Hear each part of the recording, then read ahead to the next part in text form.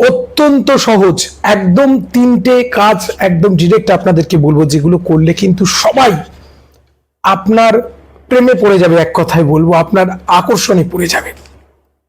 আকর্ষণ, অন্যকে টানা, আপনার দিকে এগিয়ে আসতে বাধ্য হবে সবাই। এটাকে নেগেটিভ ভাবে ভাববেন না, প্রত্যেকে আপনার দিকে আকর্ষিত হবে। যদি আমরা আকর্ষিত কি করে হই?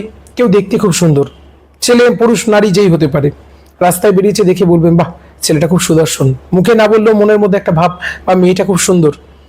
হতেই পারে, কারণ মানুষ জন্ম থেকেই সুন্দরের পূজারী।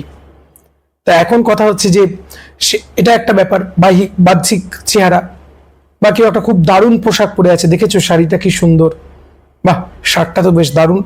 অর্থাৎ এই যে আকর্ষণ কিন্তু একটা বিশেষ কিছু বৈশিষ্ট্যের জন্য মানুষ আকর্ষিত হয়।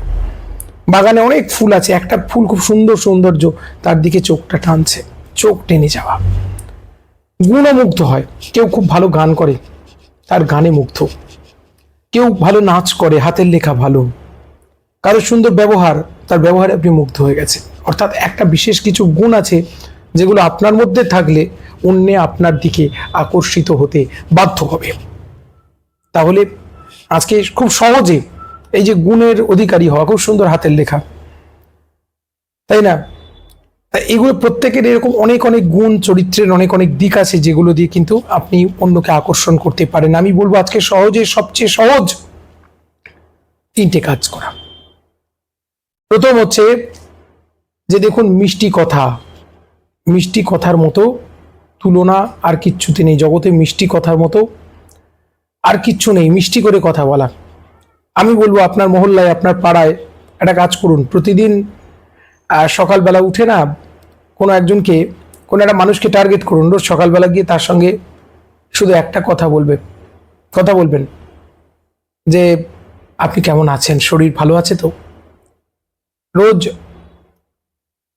সকালে এটা জিজ্ঞেস করবেন, দেখবেন সেই লোকটি আপনার দিকে আকর্ষিত হয়ে গেছে, আকর্ষণে পড়ে গেছে। এটা বলবো। এরপরে হচ্ছে চোখে চোখ রেখে কথা বলা। কেউ যখন কথা বলছে আপনার সঙ্গে, মন দিয়ে তার কথাটা শুনুন, সে কি বলতে চাইছে, সম্ভব হলে রিয়াক্ট করুন, তার সঙ্গে কথা বলুন, এটার খুব দরকার। এবার হচ্ছে সেবা করার ইচ্ছে প্রকাশ করা, সাহায্য করা অন্যকে।